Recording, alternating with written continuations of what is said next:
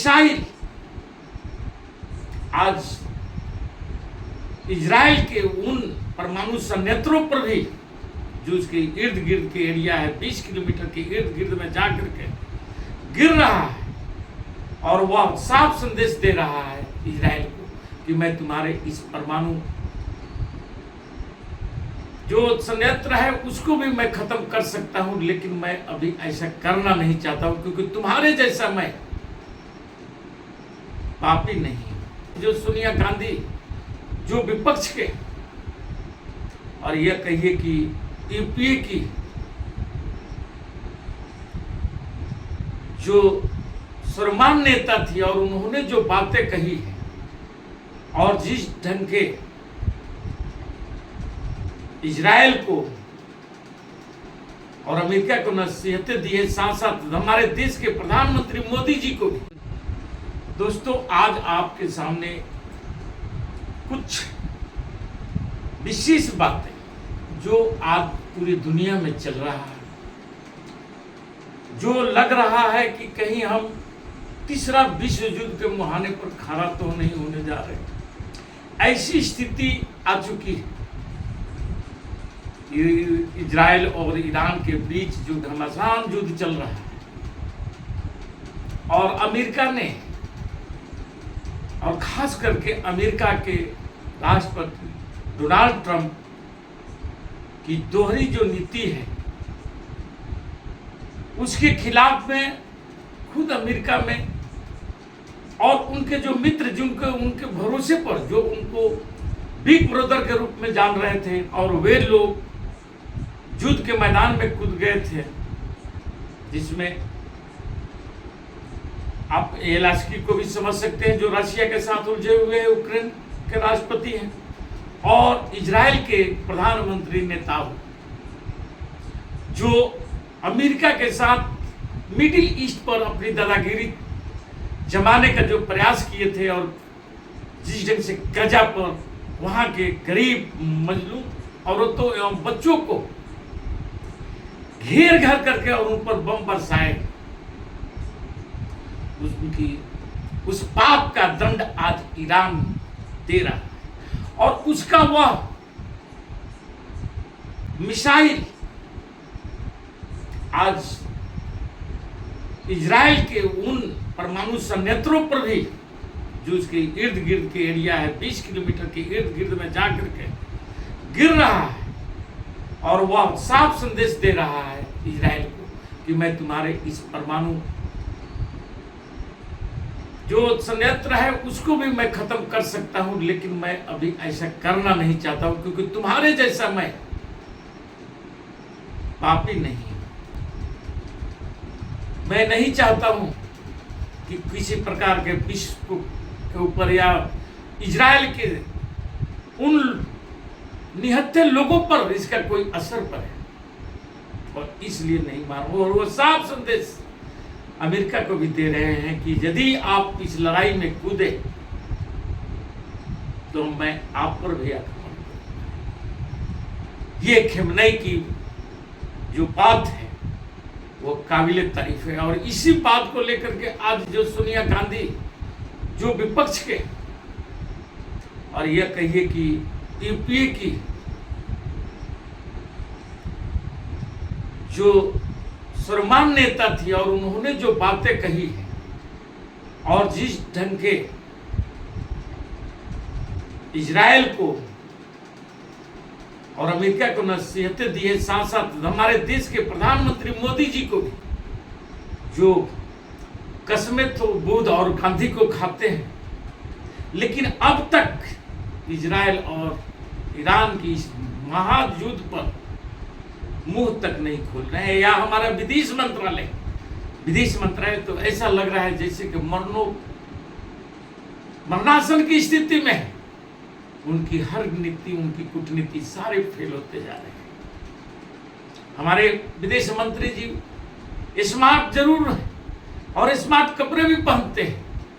लेकिन उन्हें याद करना चाहिए था 1994 में जब पीवी नरसिम्हा राव जी का सरकार था और वह जाकर के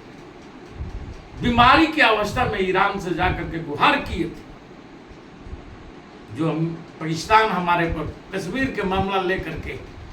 और मुस्लिम देशों में से एक बिल पास कराना चाहता था, और वह बिल पास जाकर के संयुक्त राष्ट्र संघ में भी जाता है, और वह दिनेश सिंह बीमारी की अवस्था में व्हील चेयर पर ईरान पहुंचते हैं और ईरान स्वागत करता है और बोलता है कि ऐसी क्या मजबूरी आ गई कि आप यहाँ मत आ गए,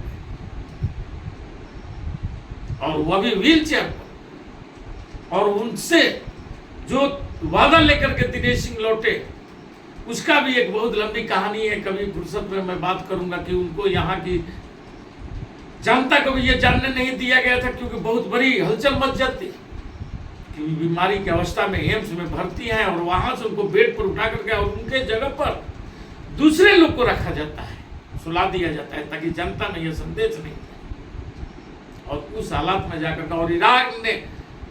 ईरान ने भी हमारी उस समय मदद की और उस बिल पर वह विरोध कर दिया, जिससे आज हमारी जो हम देख रहे हैं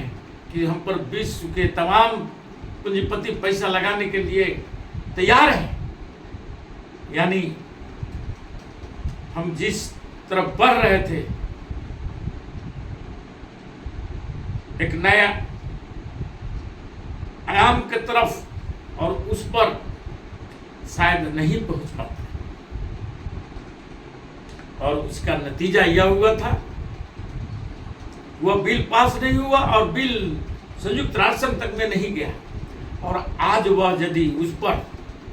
जबरन युद्ध थोपा गया है, क्योंकि ईरान इजराइल पर पहले हमला नहीं किया, और आज जो जिसे अमेरिका और इजराइल उसे एक आदना सा देश समझ रहा था, और जिस बहादुरी के साथ वह आज 9वां दिन लड़ रहा है, लड़ते हुए उनके परमाणु हथियार के नजदीक पहुंच गया है और वहां पर बम बरसा कर रहा है। इन तमाम चाहे ट्रंप और नेताओं को भी अब समझ में आ चुका होगा कि यह जो जंग हम छेड़े थे वह इतना आसान नहीं है, और इसका आज उनको भुगतना भी पड़ रहा है। और ईरान आज भी बोल रहा है कि यदि इजराइल गजा खाली कर दे,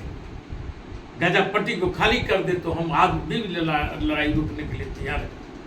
लेकिन जो इजराइल खुद मिडिल ईस्ट में शैतानियां करते चल रहा है, जिस ढंग से हमारे पड़ोसी मुल्क, और वह तैयार नहीं है, क्योंकि उसे एक भूत सवार है कि हमें भी महाशक्ति बनना है, और वह उससे अब तो ऐसा प्रतीत हो रहा है कि शायद उनकी कुर्सी बचेगी या नहीं, क्योंकि जिस ढंग से अमेरिका अपना हाथ खींच लिया है और हाथ 14 दिन का टाइम ले लिया है, यही डोनाल्ड ट्रंप, और चूंकि पूरा विश्व जान रहा है कि डोनाल्ड ट्रंप ये 14 दिन का टाइम क्योंकि उन्हें भी मालूम है कि यदि हम सामने में आते हैं और डायरेक्ट में आकर के लड़ाई लड़ते हैं, तो चीन और रशिया भी ईरान के पक्ष में खड़ा हो जाएगा, और यदि तीन महाशक्तियां यदि किसी लड़ाई में यदि भिड़ जाती है, तो ये पूरा विश्व महाविनाश की तरफ बढ़ने से कोई नहीं रोक सकेगा। क्योंकि अब तक जो भी लड़ाइयाँ लड़ी जा रही, वह परमाणु संपन्न देशों के बीच कभी नहीं हुआ था। एक अभी जो हमारे 3 दिन का भारत और इंडिया के बीच संपन्न हुआ था, और सिर्फ नेताओं की यह जिद कि ईरान परमाणु बम बना लेगा। अरे भाई, तुम परमाणु बम बनाया था 1949-50 के 71 के बीच में, उसी अमेरिका के बल पर। यदि वह इस ढंग की कार्य कर रहा है तो तुम्हें जलन क्यों? जबकि ईरान बार बार बोल रहा है कि मेरा कोई ऐसी मंशा नहीं है जो मानवता का विरोध हो, लेकिन ये नेताओं और डोनाल्ड ट्रंप मानने को तैयार नहीं। इसलिए वो अपने अस्मिता को लड़ाई को लड़ रहे हैं, और उस पर जो आज पूरे विश्व उसके भले सामने आकर के नहीं बोलता हो, लेकिन पीठ पीछे जरूर उसकी बड़ाई कर रहा है। यहां तक कि अमेरिका में भी इसका विरोध हो रहा है, लेकिन डोनाल्ड ट्रंप मानने को नहीं दिया है। और हमारे जो देश के हुक्मराना है, देश के प्रधानमंत्री नरेंद्र मोदी है, वह गाजा पट्टी पर जब संयुक्त राष्ट्र संघ में बिल आता है और वहां पर उपस्थित हो जाते हैं, और आज बिहार और जाकर उड़ीसा में डींगे हाँक रहे हैं कि डोनाल्ड ट्रंप मुझे फोन कर रहा है। वही डोनाल्ड ट्रंप जिस समय ये कनाडा में था, और उसी समय डोनाल्ड ट्रंप पाकिस्तान के सेना अध्यक्ष के साथ में 2 घंटे की लंच का कार्यक्रम में रहता है, और वहीं पर मोदी जी को बुलाता है, और उस बात के लिए ये गर्व से अपने उन चिंटुओं को, अपने उन समर्थित राज्यों में जहां उनकी सरकार है, उनको सुना रहे हैं। शर्म आनी चाहिए ऐसी बातें करते हुए। जिस डोनाल्ड ट्रंप पग पर भारत का बेइज्जती कर रहा है कि मैंने युद्ध रुकवा दिया, मैंने युद्ध रुकवा दिया, और 15 बार 16 बार बोल चुका। और मोदी जी और हमारी पूरी सत्ता पर काबिज लोग के मुंह में दही जमा हुआ है, चुप है। इससे बड़ी शर्मनाक और क्या हो सकता है। दोस्तों, बातें बहुत आगे जाएगी, लेकिन वह बात जो परमाणु संयंत्र का जो इजराइल का है, वह कभी भी किसी भी समय ईरान चाहे तो ध्वस्त कर सकता है। उस बात की आप दुनिया को डर पैदा होता है। उसके बाद क्या होगा? इसी के साथ मैं अपना वक्तव्य समाप्त करता हूं। जय हिंद, जय भारत। 2 मिनट।